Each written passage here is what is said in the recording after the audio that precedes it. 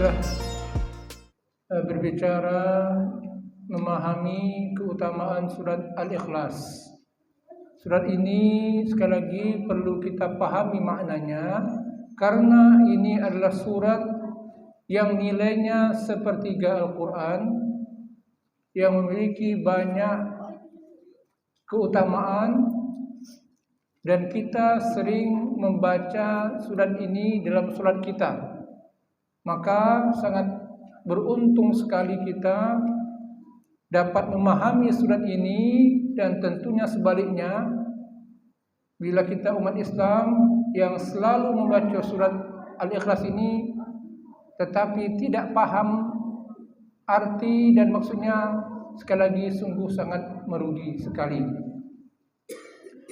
Minggu yang lalu saya sudah menyampaikan beberapa keutamaan surat Al-Ikhlas, di antaranya bahwa Allah akan mencintai kita bila mana kita sering membaca surat Al-Ikhlas ini dengan alasan cinta dengan surat ini. Hal inilah yang akan membuat Allah cinta juga kepada kita. Jadi mencintai surat Al-Ikhlas dapat mendatangkan kecintaan Allah kepada kita, tetapi dengan sering dibaca. Tentu yang Allah inginkan dibaca sambil kita memahami arti dan maksudnya, dan kita mengamalkannya. Nah, itu baru kena. Yang kedua, bahwa orang yang sering membaca surah Al-Ikhlas ini mendapatkan jaminan masuk surga. Ada hadis, orang yang mendawamkan selalu membaca satu hari 11 kali surah Al-Ikhlas itu mendapatkan istana, satu istana, dibangunkan satu istana. Ada lagi hadis yang menyebutkan kalau sering dibaca, dirutinkan 20 kali sehari, 20 kali sehari dibaca, akan Allah bangunkan 2 buah istana. 30 kali rutin dibaca setiap hari, Allah bangunkan 3 istana. Nah, Bapak sekalian, yang saya sarankan kepada kita semua di sini, karena hidup kita hanya sekali, kesempatan kita beramal hanya di dunia ini saja, dan kita ini semua pasti akan menghadap Allah, supaya kita tidak menyesal nanti ketika kita wafat, dan supaya kita mendapatkan jaminan dari Allah, alangkah baiknya kita mewiridkan, membiasakan satu hari minimal, setiap hari, bukan sekali saja, membiasakan setiap hari minimal 100 kali. Lama enggak? Ustaz, enggak lama. Kapan waktunya? Kapan saja. Bisa sebelum sholat, bisa ba'da sholat, bisa ketika berjalan ke masjid, bisa ketika pulang ke masjid, bisa ketika pergi ke kantor, ke tempat kerja, pulang dari kantor atau tempat kerja, ketika kita lagi nggak ada kerjaan, kita wiridkan. Nggak lama, Pak. Nggak lama. Tetapi sekali lagi, sekalian, ini baru nilainya terasa kalau kita paham dan kita mengamalkannya. Oleh karena itu malam hari ini kita akan mencoba memahaminya. Semoga Allah menguatkan ingatan kita sekalian. Apa yang kita pahami dan kita amalkan betul. Nah, baru top chair. Obat itu baru mujarabnya. Samalah orang sekalian, kalau ada obat mujarab, obatnya itu dikumpulkan saja, tidak diminum-minum. Nah, itu tidak tepat. Atau salah pemakaian, bahaya juga. Obat luar diminum, tidak boleh. Nah, ini kita mencoba memahami. Langsung saja sekalian, surat ini ada berapa ayat? 4 ayat.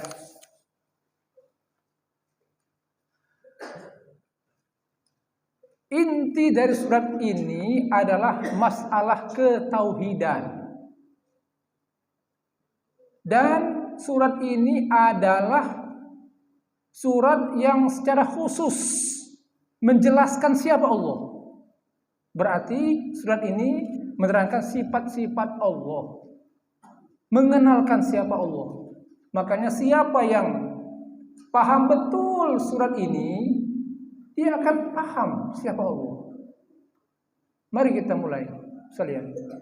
Qul huwallahu ahad. Nah, sekalian, dalam mengamalkan surat Al-Ikhlas ini,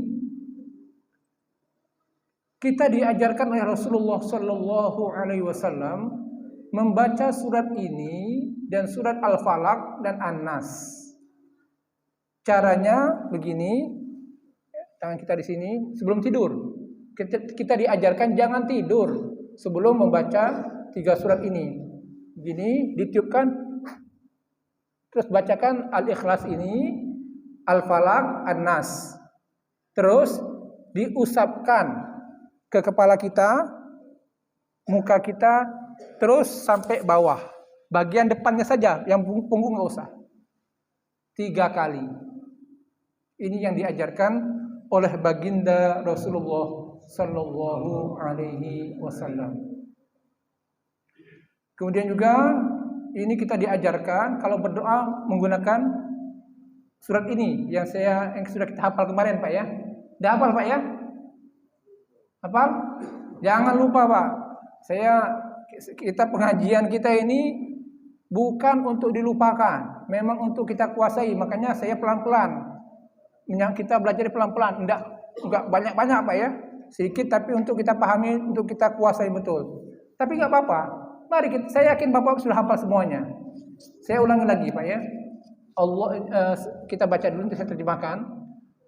Allahumma, sama-sama Pak. Allahumma inni as'aluka bi anni ashhadu alla ilaha illa anta al-ahad as-samad alladzi lam yalid wa lam yulad wa lam yakul lahu kufuwan ahad. Ini ibarat Bapak motong daging, pisaunya tajam. Jadi kalau Bapak berdoa dengan bacaan ini, Pak, doa Bapak sekalian dekat sekali untuk dikabulkan. Jadi punya backing, punya kekuatan, punya ruh. Beda kalau kita tidak menggunakan ini.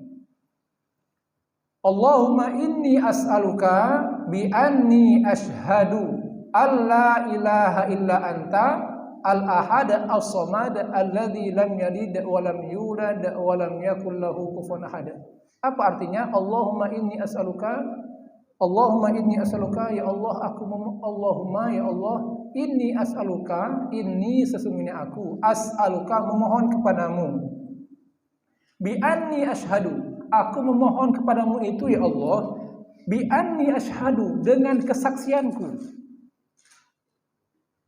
dengan keyakinanku, dengan syahadatku, dengan pengakuanku bahwa bi anni asyhadu alla ilaha illa anta, dengan kesaksianku alla ilaha illa anta, bahwa tidak ada Tuhan kecuali Engkau. Al-Ahad, yang Maha Esa, As-Samad, yang memiliki kesempurnaan, tempat semua makhluk berhajat, alladzi lam yalid wa lam yulad, yang alladzi lam yalid, alladzi lam yalid, yang tidak beranak, wa lam yulad, dan tidak diperanakkan, wa lam yakul lahu, dan tidak ada baginya kufuwan ahad, satu orang pun yang menyamai atau yang semisal dengannya. Jadi ini adalah memohon kepada Allah dengan kesaksian kita bahwa tidak ada Tuhan selain Allah. Langsung menyebutkan isi surat ini yang menandakan tentang ketauhidan Allah Subhanahu wa taala. Nah, sekalian, doa ini saya sarankan jangan tidak hafal. Jangan tidak hafal, sama dengan bacaan Sayyidul Istighfar. Tahu Sayyidul Istighfar, Pak? Sayyidul Istighfar itu adalah bacaan istighfar yang paling utama. Dah hafal, Pak? Allahumma anta rabbi la ilaha illa anta khalaqtani. Dah hafal, Pak ya? Siapa yang sudah hafal, Pak? Yang Sayyidul Istighfar. Ini kalau ini yang tadi bacaan yang tadi yang kita hafalkan tadi, Pak, itu jangan dilupakan. Kita harus hafal itu. Kalau kita ada hafal itu rugi sekali. Kita kan banyak hajat, Pak ya. Hajat dunia, hajat akhirat kita kan. Nah, kita menggunakan itu supaya doa kita mendapatkan jaminan untuk dikabulkan oleh Allah Subhanahu wa taala. Dan ini diajarkan Rasulullah SAW, bukan kata ulama. Tadi istighfar, bacaan istighfar yang utama itu juga kita harus hafal. Jangan sampai tidak hafal, Pak. Kalau kita tidak hafal, tandanya kita tidak belajar. Siapa yang sudah hafal, Pak? Saya istighfar, Pak. Allahumma anta rabbi la ilaha illa anta khalaqtani wa ana 'abduka wa ana 'ala 'ahdika wa 'adika mastata'tu wa a'udzu bika min syarri ma sana'tu abu'u laka bi ni'matika 'alayya wa abu'u dhanbi faghfir li fa innahu la yaghfiru dzunuba illa anta. Sudah hafal, Pak? Saya belum hafal, Pak. Nah, ini maksud saya mengusulkan kepada pengurus masjid yang saya sebutkan ini bisa dicari di Google. Nanti diprintkan Arabnya, artinya dibagikan. Jadi yang dibagikan itu atas referensi dari saya. Jadi sama saja saya memberikan itu. Ya, dicarikan di Google Arabnya, artinya nanti diprintkan di kertas, diperbanyak. Misalnya satu lembar A4 atau HPS itu bisa mencakup 3 atau 4 kan Arab terjemahannya, dipotong kecil-kecil, dibagikan, dihafalkan. Atau ketika berdoa atau ketika kita berdoa boleh baca itu. Nanti kalau sudah agak sering-sering hafal sendiri itu. Hafal sendiri. Sama dengan tadi yang Allahumma inni as'aluka tadi, bi anni asyhadu itu boleh dibaca dulu. Sering dibaca, dihafal sendiri. Nah, ini jangan kita tidak bisa, jangan kita tidak hafal. Qul huwallahu ahad. Qul, apa artinya qul? Katakanlah. Maksudnya apa? Allah menyuruh Rasulullah. Dan bukan hanya dimaksudkan dalam ayat ini bahwa Allah menyuruh Rasulullah saja, tetapi kita juga disuruh oleh Allah untuk mengatakan. Kenapa? Ketika Rasulullah diperintahkan untuk qul, mengatakan, untuk mengucapkan, Rasulullah juga mengajarkan umatnya untuk melakukan apa yang diperintahkan Allah kepada Rasulullah. Qul, katakanlah apa yang dikatakan, huwallahu ahad. Dialah Allah ahad. Apa arti ahad? Nah, ini Pak, ini pertanyaannya nih. Apa arti ahad? Ahad itu, Pak, itu satu yang tidak terbagi-bagi. Satu yang utuh, yang tidak ada sepertinya. Nah, sekarang Pak, saya tanya, bisa nggak kita mengatakan bahwa Masjid Nur Sa'adah itu satu? Bisa nggak? Bisa nggak, Pak? Nggak bisa, karena Nur Sa'adah ada di sini, di Sultan Syahrir. Tetapi sangat mungkin ada di tempat yang lain. Satunya tidak mutlak. Kenapa? Ada yang semisal. Betul, Pak ya? Nah, Allahu ahad, Allah yang esa, yang tidak terbagi-bagi. Jadi ahad di sini, sekalian,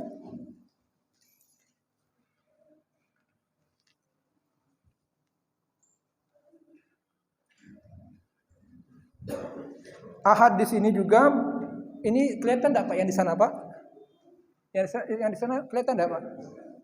Ini saya penting menunjukkan ini untuk bisa dipahami. Ahad di sini, sekalian, yang tidak terbagi-bagi di sini, ini membatalkan keyakinan orang Nasrani yang mengatakan bahwa ada Tuhan Bapa, Tuhan Anak. Di keyakinan orang Kristen itu 3 Keyakinan Kristen itu Allah itu ada 3 oknum. Tuhan Bapa, Tuhan Anak, Roh Kudus. Itu terbatalkan, tertolak dengan Ahad. Pening kita Pak kalau Tuhan Bapa, Tuhan Anak. Kalau ada Tuhan Bapa, ada Tuhan kakeknya. Pasti ada Pak. Kalau ada kakek, ada lagi atasnya kan, apa namanya Pak? Mustahil. Kalau demikian Pak, keyakinan Nasrani itu menunjukkan bahwa Tuhan tidak berkuasa karena dia tidak utuh. Ya kan? Yang namanya anak, Pak. Yang namanya Bapa, ada yang melahirkan. Itu tidak berlaku dengan Tuhan, dengan Allah. Makanya, mohon maaf Pak, orang yang punya akal sehat akan kacau otaknya Pak, mikirkan yang satu dalam tiga dalam satu keyakinan Kristen itu. Pening otaknya. Tapi kita umat Islam Pak, kita diajarkan oleh Allah. Allah memperkenalkan dirinya dengan surat Al-Ikhlas ini. Allah menjelaskan bahwa Allah itu satu yang tidak terbagi-bagi, satu yang tidak ada semisalnya. Jadi Ahad di sini satu yang tidak terbagi-bagi, satu yang tidak ada serupa dengan Allah saja. Ini hanya nama untuk Allah Tuhan kita. Tidak boleh kita menamakan seseorang, benda atau apa dengan Allah, Pak. Tidak boleh. Nama anak Allah. Nah, tidak boleh. Marah Pak itu, Pak. Pasti itu akan ditegur. Pak ya. Masjid. Masjid Allah. Nah, tidak boleh, Pak. Tapi kalau Baitullah boleh, Nasrullah boleh, Hudallah boleh, nama masjid.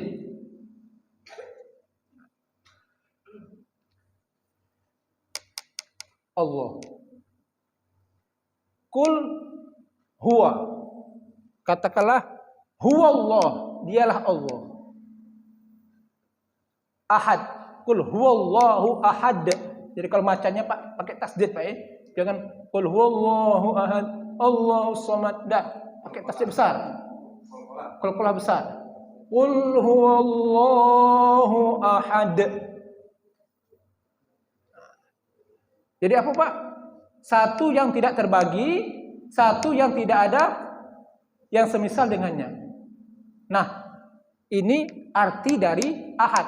Sekarang apa maksud Ahad ini, Pak? Apa yang kita yakini dari kata-kata Ahad ini? Apakah cukup kita meyakini bahwa Allah itu satu yang tidak ada duanya, satu yang tidak ada semisal dengannya? Tidak hanya berhenti di situ, Pak. Itu artinya saja. Tetapi makna yang kita amalkan dalam sehari-hari kita adalah pertama, bahwa Ahad di sini yang artinya satu di sini dalam ibadah, Pak ya, dalam ibadah. Ibadah kita itu hanya kita peruntukkan untuk Allah.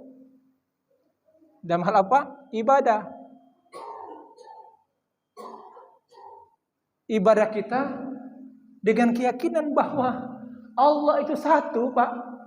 Berarti kita ini, Pak, ayat ini mengajarkan kepada kita suatu pemahaman bahwa ibadah kita itu hanya layak, hanya patut untuk Dia saja, Dia Allah, huwallah, untuk Dia Allah. Jadi kalau ibadah, Pak, apapun bentuk ibadah itu, salatkah kita, infakkah kita, puasakah kita, hajikah kita, baca Qurankah kita, menolong orangkah kita, berbakti sama orang tuakah kita, itu bukan diperuntukkan untuk manusia, tapi untuk Allah. Di sini ada namanya ikhlas. Kita diajarkan untuk ikhlas. Apa maksud ikhlas itu, Pak? Menjadikan Allah satu-satunya tujuan, menghadapkan, memperuntukkan semua ibadah yang kita lakukan untuk Allah, untuk mendapatkan ridho dan pahala Allah, tidak untuk menyempurnakan, menjelaskan Al-Quran. Yang saya maksudkan adalah bahwa dengan ahad ini Pak, kita yakin bahwa Allah satu-satunya sumber syariat, sumber hukum. Paham Pak ya? Satu-satunya sumber apa Pak? Hukum dan syariat. Artinya apa Pak? Hukum apapun di dunia ini tidak boleh bertentangan dengan Al-Quran. Hukum apapun di dunia ini tidak boleh berada di atas hukum Al-Quran, hukum Allah. Harus di bawah itu. Jadi kalau ada hukum tertinggi, menyuburkan hukum tertinggi selain hukum Allah, itu salah secara syariat, salah secara akidah.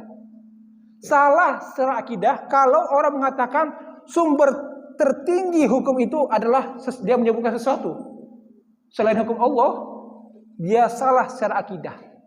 Hukum tertinggi adalah hukum Allah yang tertuang dalam Al-Quran. Jadi Pak, di otak kita, di dalam keyakinan kita, bahwa hukum yang Allah tetapkan dalam Al-Quran itulah hukum, itulah terbaik, hukum terbaik, sebaik-baik hukum. Yang tidak sesuai dengan Al-Quran, kita yakini bukan yang benar. Jadi contoh misalnya ada orang mencuri Pak ya, dihukum 2 tahun 3 tahun. Mencuri misalnya uang 10 juta. Apalagi korupsi Pak ya. Mencuri mobil, motor. Dihukum cuma 1 tahun, 2 tahun. Apakah kita yakini itu hukum yang kita salah secara akidah? Kenapa? Di otak kita, dia dalam keyakinan kita, bahwa Allah mengatakan dalam Al-Quran, as-sadiqu was-sadiqatu faqatu aydihuma jazaan lima kasaba. Yang mencuri laki-laki dan perempuan, maka potonglah tangan keduanya. Harus potong Pak. Nah, itu hukum yang benar. Kalau tidak demikian itu salah secara akidah Pak ya. Dalam keyakinan kita harus yakin dengan hukum Tuhan Pak.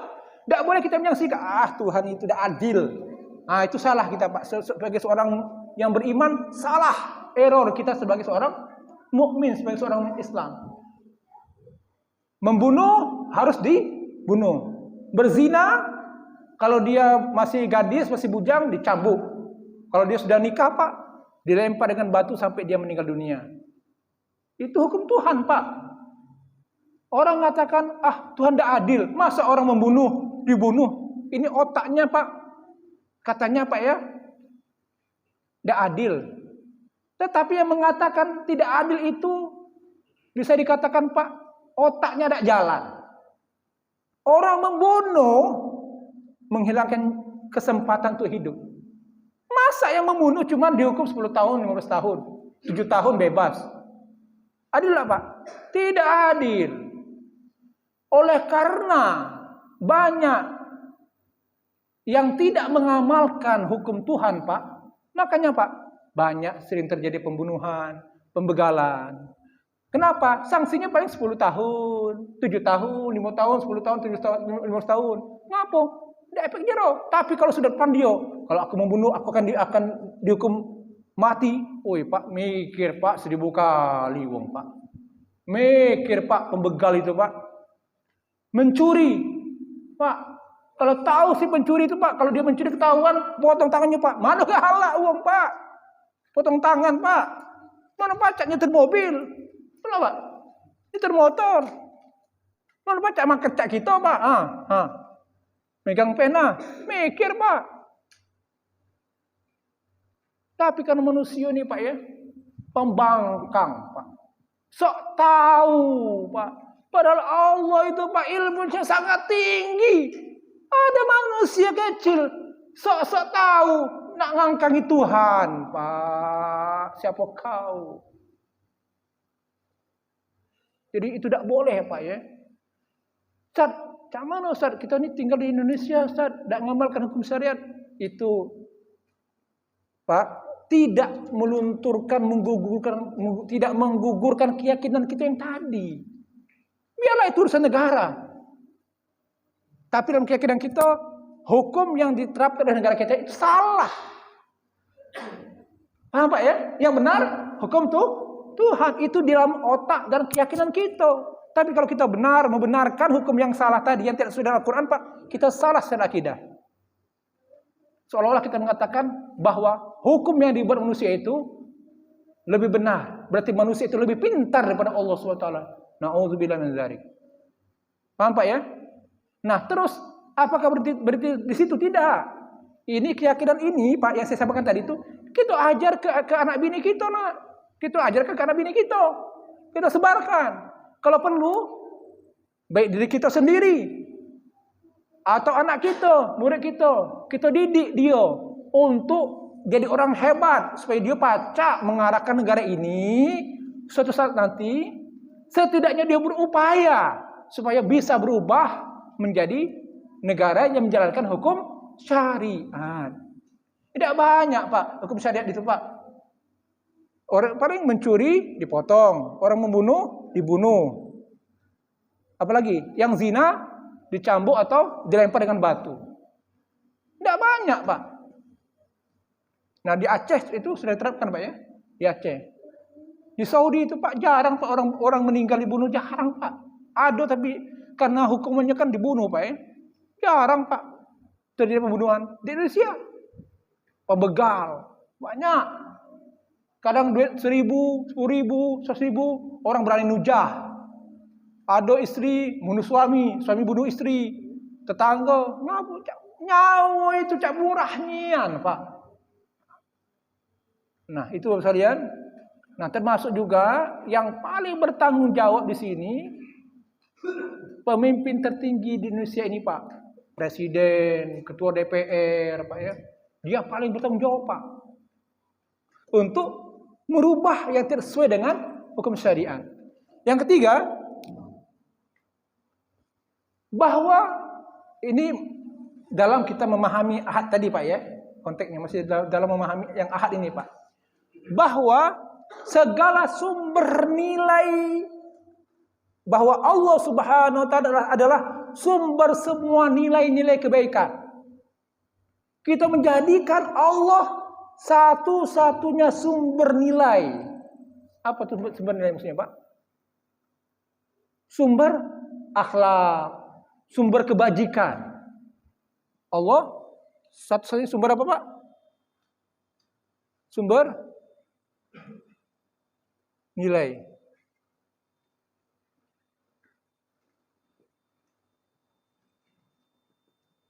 Kebajikan atau akhlak.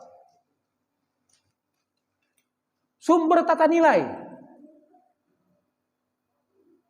Paham maksudnya Pak ya? Jadi kita itu Pak, sumber artinya Allah itulah, apapun dari Allah itulah barometer nilai kewajiban, nilai kebajikan. Bukan standarnya standar selain Allah. Bukan standarnya selain standar yang Allah berikan, yang Allah tetapkan. Contohnya apa Pak? Misalnya apa ya? Ada orang mengatakan begini. Ini satu contoh saja. Orang mengatakan, yang buruk itu kalau dia banyak dilakukan orang, maka yang buruk itu bisa berubah menjadi baik. Itu omongan orang Pak. Tetapi di dalam Al-Quran diterangkan bahwa yang buruk walaupun banyak yang melakukannya tetap buruk. Artinya buruk, dosa, jelek, walaupun 1 juta orang melakukannya tetap buruk. Misalnya perempuan, misalnya kan dandan menor, Dalam Al-Quran diajarkan waqarna fi buyutikunna wala tabarrujna tabarrujal jahiliyatil ula. Di sini diajarkan dalam ayat ini Pak, perempuan itu tidak boleh berdandan menor, berdandan yang memukau laki-laki, yang menarik perhatian laki-laki, itu tidak boleh, haram hukumnya. Ada tak itu Pak, perempuan yang dandan itu Pak, yang kayak itu Pak? Banyak Pak. Dandannya itu sudah membuat laki-laki tertarik padanya. Baik itu make up-nya, lipstiknya, itu tidak boleh Pak. Nah, terus di kantor itu semua seperti itu Pak, di kantor itu. Apakah gara-gara itu berdandan itu boleh di luar? Tidak boleh. Dandanan itu hanya milik suami. Maka kasihan Pak, ya kasihan suami-suami. Kenapa? Di kantornya banyak ibu-ibu, emak-emak yang cantik-cantik wajahnya, gadis kesian cantik. Di rumahnya juga bininya original. Wajah original. Kalaupun bedak, siso bedak. Itu pun kalau masih lengket bedaknya. Habis keundangan kan, dia bersihin mukanya masih lengket. Itulah yang diterima oleh suami. Ini kekeliruan, Pak. Itulah kenapa banyak laki-laki, Pak. Banyak laki-laki yang akhirnya apa, Pak? Menyimpang, betul, menyimpang. Apalagi, Pak? Selingkuh. Apalagi? Selingkuh, nikah lagi. Kadang-kadang, Pak, kalau kita pakai logika, Pak, yang membuat laki-laki itu nikah lagi, itu yang nikah lagi itu Pak, itu jalan yang halal Pak ya. Jalan yang tidak halal itu selingkuh Pak ya. Selingkuh artinya dia berhubungan intim dengan perempuan lain tanpa nikah Pak. Itu haram. Tapi kalau dia nikah lagi, nikah sah, itu halal. Ya kadang-kadang Pak, yang membuat laki-laki nikah lagi atau selingkuh itu istri sendiri. Istri tidak taat, omongannya kasar, tidak dandan. Ini Pak, kayaknya sepele Pak, tetapi ini hal yang penting dipahami oleh emak-emak, anak gadis. Penting perempuan itu Pak, emak-emak punya keahlian apa? Keahlian berhias, tapi bukan untuk keluar rumah. Berhias untuk suami. Makanya Pak, kalau bapak-bapak, ibu-ibu mendapati istri bapak sekalian suka dandan, tapi untuk bapak-bapak, saya bisa menilai ini pasti istri yang solehah. Setidaknya ciri istri yang solehah, dia dandannya untuk suaminya. Tetapi kalau istri bapak sekalian, ini boleh sampaikan ke emak-emak Pak, ke ibu-ibu istri bapak sekalian di rumah. Kata saya, kata Ustaz di sini tadi pengajian, kalau emak-emak itu dia dandan untuk ke rumah, di rumahnya tidak dan untuk suaminya, ini ciri-ciri istri yang tidak solehah.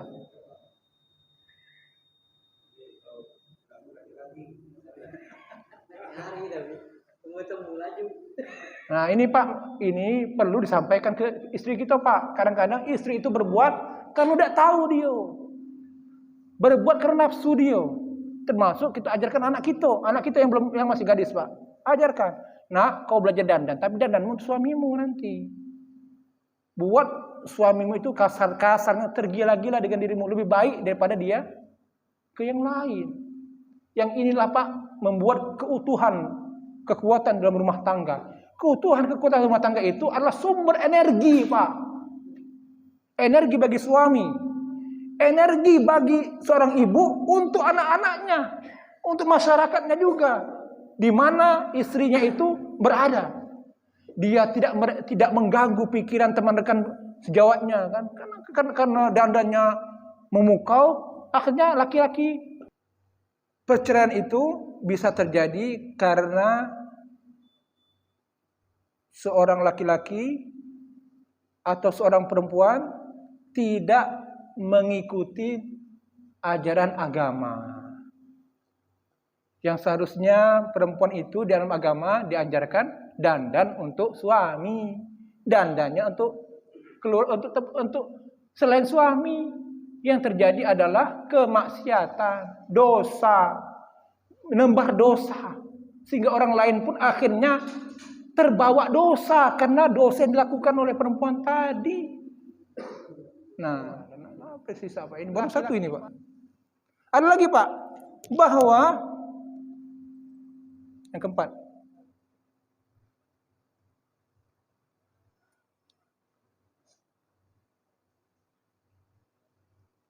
Yang pertama, Allah satu-satunya tempat kita ibadah.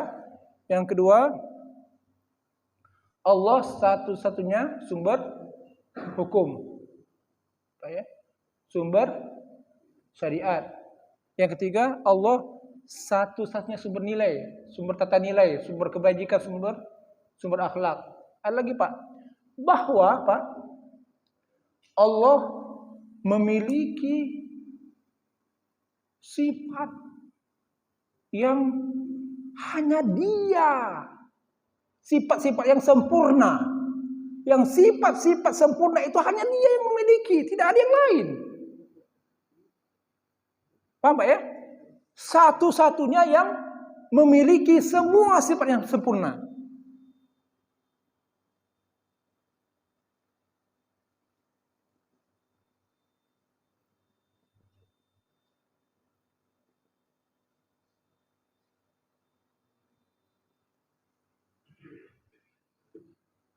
Kemudian yang kelima, Dia Allah satu-satunya yang menciptakan.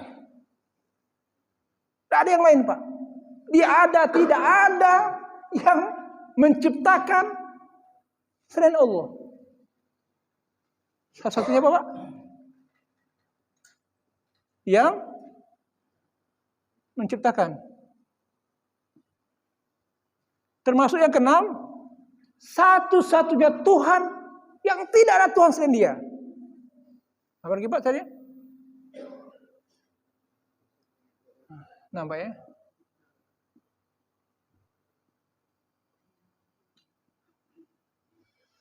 Jadi sekedar menyebutkan ahad ini saja, Pak, sudah terbayang nilai-nilai yang banyak ini nih, Pak. Apa itu? Kalau kita dari bawah, Pak, ya, Dia satu-satunya Tuhan yang berhak untuk disembah. Saya ulangin, Dia satu-satunya Tuhan yang tidak ada Tuhan selain Dia. Yang tidak ada tandingan, yang tidak ada selain Dia Tuhan. Selain Dia itu bukan Tuhan. Tuhan palsu, Dia Tuhan yang asli, satu-satunya. Yang kelima, Dia satu-satunya yang menciptakan, yang dalam Dia mencipta tidak membutuhkan orang lain. Dia tunggal. Menciptakan bukan hanya kita, Pak, alam semesta raya semuanya Dia sumber semua makhluk. Yang keempat, Dia satu-satunya yang memiliki sifat-sifat yang sempurna, hanya Dia, tidak ada yang lain. Yang ketiga, Allah sumber nilai, sumber kebajikan, sumber akhlak. Yang kedua, sumber syariat, sumber hukum. Yang pertama, satu-satunya tempat kita beribadah, dari yang lain. Ini, Pak, makna dari ahad. Jadi sekedar kita menyebutkan qul huwallahu ahad, langsung terbayang makna-makna itu, Pak. Makanya, Pak, kenapa surat ini sangat besar di mata Allah? Karena nilainya sangat besar. Kalau diamalkan, kita pahami, kita yakini, dan kita amalkan. Nah, ini baru ahad. Saya mau masuk As-Somad, tapi saya nggak tahu nih waktunya Isya. Nanti saya nerangkan langsung masuk Isya. Satu menit lagi. Nggak pas kalau saya nerangkan, Pak, karena As-Somad ini panjang penjelasannya. Hampir ya ini saja hari ini panjang, Pak, ya. As-Somad membutuhkan waktu juga. Pak, ini saja, Pak, ya. Sampai ahad saja, Pak, sudah begitu banyak, Pak, kewajiban kita dalam mengamalkan qul huwallahu ahad.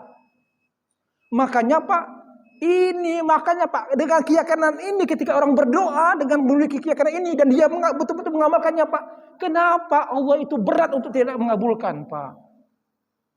Kenapa Allah itu sangat mau mengabulkan doa yang seperti ini? Karena Dia memohon dengan sesuatu yang besar. Nah, mungkin saja, Pak, karena sudah Isya, kita sedikit, Pak, ya, tetapi bisa kita cermati, kita cerna, kita amalkan, itu lebih baik. Banyak daripada banyak-banyak tapi tidak kita kuasai. Betul, Pak, ya? Karena kita ingin ilmu yang bermanfaat.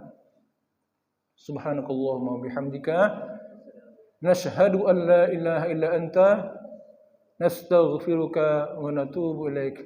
Allahumma salli wa sallim ala abdika wa rasulika sayyidina Muhammad wa ala alihi wa sahbihi ajma'in walhamdulillahi rabbil alamin.